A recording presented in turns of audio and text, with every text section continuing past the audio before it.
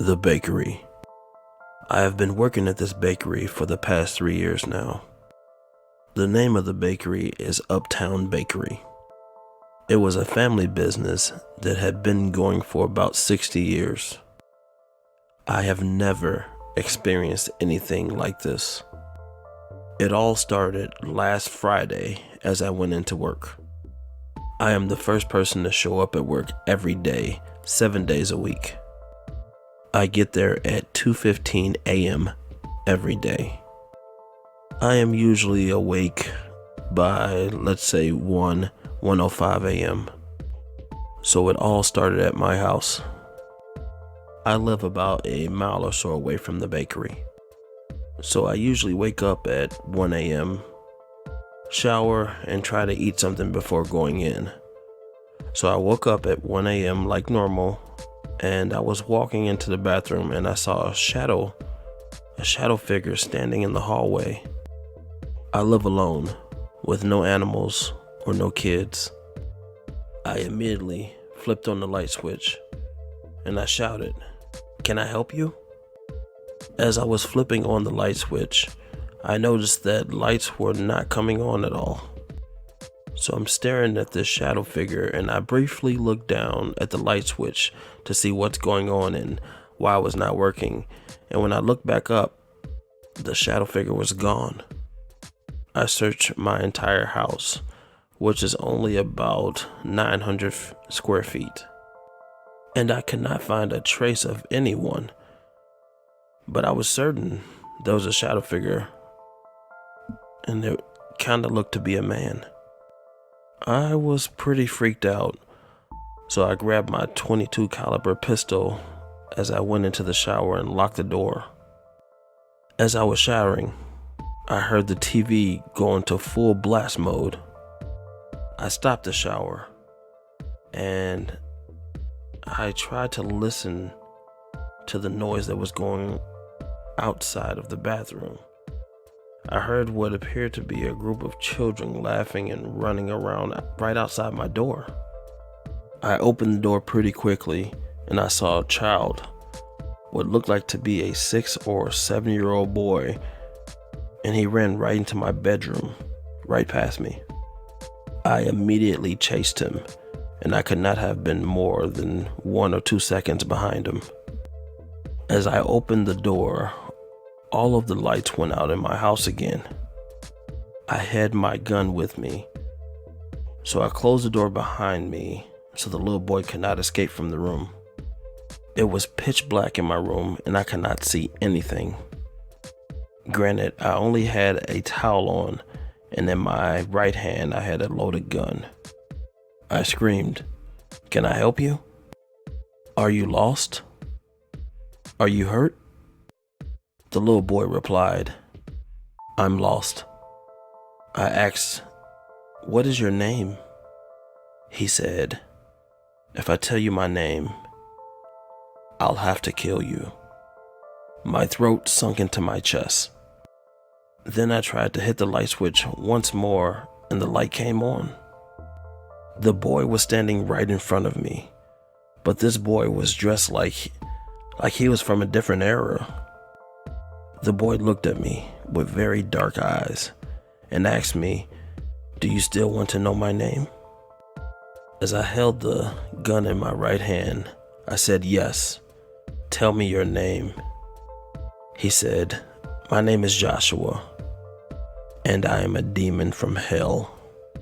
At this point, I was extremely freaked out, but I did not want to point my gun at what appeared to be a child. I told him that I was going to call the police to get him some help, and that's when he ran towards me very aggressively. He ran to me and wrapped his entire body around my right leg. As soon as he made contact with my body, my vision became extremely blurry. It felt as if I was going through the Twilight Zone. A bunch of flashing lights and what seemed to be a dwindling spiral into the light. This went on for what seemed to be several minutes, and suddenly it all stopped. I started to look around. As I began to look around, I noticed that my surroundings were very familiar. I was at the bakery, outside in the parking lot, and it was daytime. I'm extremely freaked out at this point, and then my phone started to ring. It was my boss calling. Before I could even say a word, my boss told me that he was extremely proud of me, and he wanted to make me partner of the bakery. He went on to tell me how I stopped 2 burglars from breaking into the bakery store. It was all caught on camera. There were 2 burglars that apparently tried to break into the store, and I apprehended them. I zip-tied both of their hands behind their backs before the police came and took them to jail. If I did not stop these men, they would have stolen over $10,000 because the safe was left open. How in the hell did this happen? I had no idea who this person on this videotape was. I had no idea what my boss was talking about. Needless to say, I did get a raise. But where in the hell did I go? It has to raise the question, are we living in a parallel universe? Online dating. I'm a 17-year-old, and everyone says that I cannot live without my phone. I'm living in a pretty big town. A big town with a lot of dangerous activities. Most of the day I'm chatting with girls from around my area that I don't know. I know that that's a little dangerous because I don't know them, but when I see that some of the girls are friends with people I know, I accept their request to talk. One day, I received a friend request from a beautiful woman.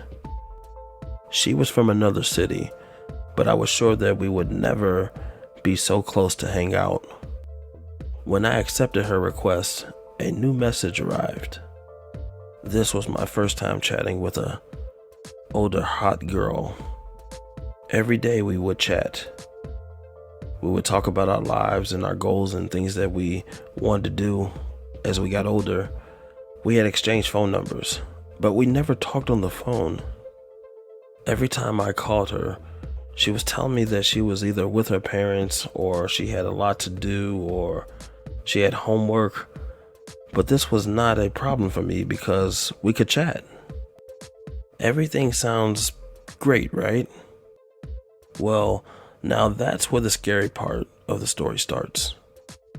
I felt like I loved her, like I needed her, like she was a drug for me. I'm sure that you can't understand exactly what I mean, but I felt like I could not live without her. After 2 months, the time finally came. She asked me to go out with her because she would come to my city. I was excited, and we decided to go in a remote and infamous park. It was not a problem for me, the place, but the time. She said that she wanted to meet me at the park at 1 a.m. This definitely brought up a lot of red flags. I was sure that something was just wrong, and I convinced myself that I will not go there. At the moment I was thinking this, I saw a strange message. She had started a flirt, and I liked it. I had just done the worst mistake in my life. I agreed, and we would meet each other at 1 a.m.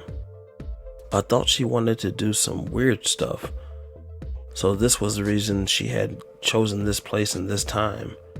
But I wanted to go with one of my friends to the park just to be safe.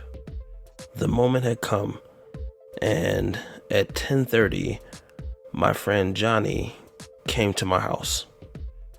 We couldn't wait, so we went to the park with his father's car. And we got there about 11 o'clock or so, and we sat outside in the park. After just hanging out for about 30 minutes or so, I went into the park and I said goodbye to Johnny. It was a really dark place and it was really quiet. I swear that I could hear my blood circulating through my veins. I had an alert set on my phone for 1 a.m. So I heard the alert and I looked down at my phone and it was time. It was 1 a.m. Suddenly, I heard a very heavy breath in a small distance from me. I was hearing the breath coming closer and closer. I looked behind me and I saw a strong man with a knife. I did not know what to do. I panicked and I started to run. I have never ran so fast. He was following me and I did not know where to go. I saw my friend there in the parking lot. I thought he had left, but I told him. I screamed, "Turn on the car." I hopped into the car and looked back and there was no man there. We left as fast as we possibly could. My friend told me that he thought something was wrong with this girl, so he decided not to leave. Once we pulled up at my house, I saw one message from the girl. It read, "Why the fuck did you run?" Story number 3, the Dark Lake. I was like 18 years old at the time, and me and my boyfriend at the time and his best friend and his girlfriend decided to take a drive one night.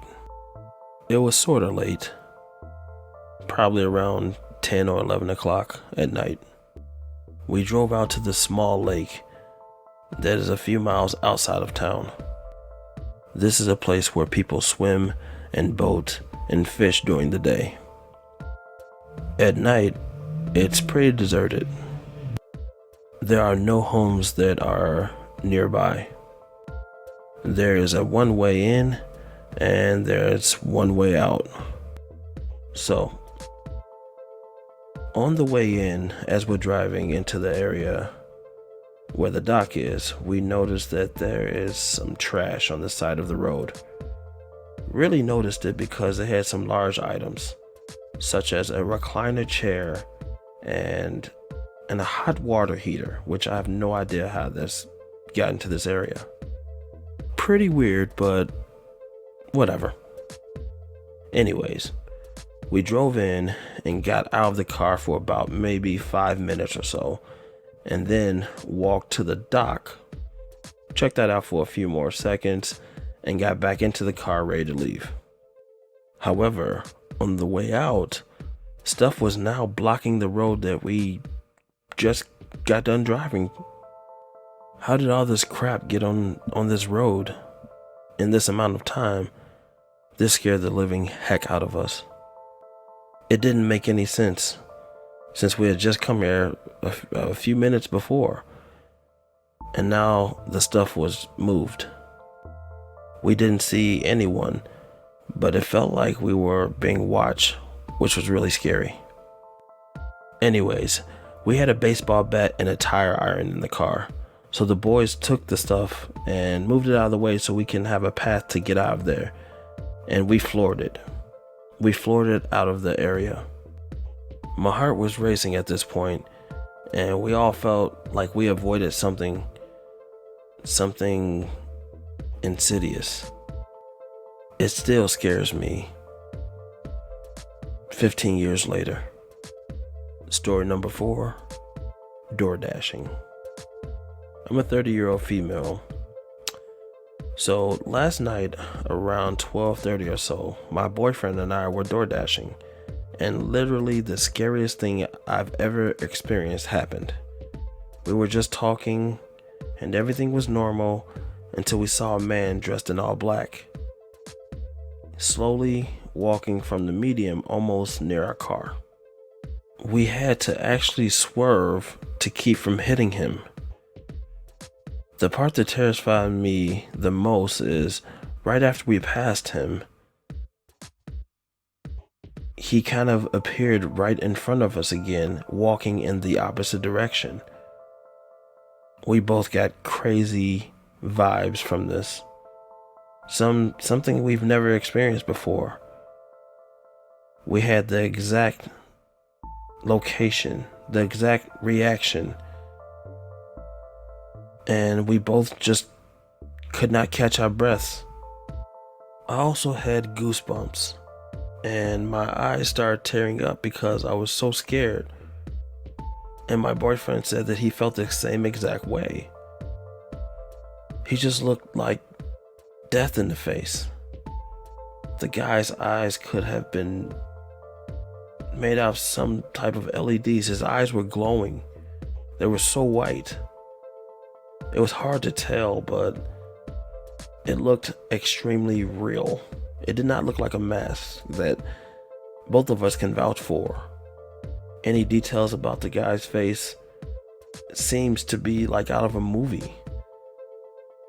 I'm convinced it was an encounter because ever since then, I've been experiencing the wildest, most unexplainable stuff.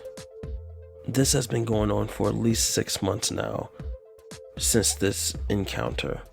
I wake up random days with 3 scratches on my body, mostly on my back and legs, but there's been a couple occasions where I've found scratches on my stomach, side, and even my neck. I also continue to hear voices of a little girl, or should I say little girls, screaming at the top of their lungs as if they were being tortured. It definitely sounds like it's coming from the basement, but I just can't live in this house anymore. Now is the time that we figure out which stories were true and which were false. Let's go back to the bakery story. Do you believe that this is a possible thing that could have happened? Or am I just fooling with you guys? If you guess this story was true, then you're correct. This actually took place. How about the eager teenager who had a crazy, I guess, love, affection towards the beautiful women he met online? Is this story true? If you guess false, then you're wrong. This story is true. It happened. What about the teenagers who decided to take a ride to the lake at around 11 o'clock or so at night? Is this story true? If you guess true, then you're correct. This actually happened. And how about our last episode where the young couple were door dashing? Do you believe this story was true? If you guess true, then I got you. This story is completely fabricated. It never took place. Thanks for watching. See you guys next Tuesday for another episode of Real versus Fake Scary Stories. Bye-bye for now.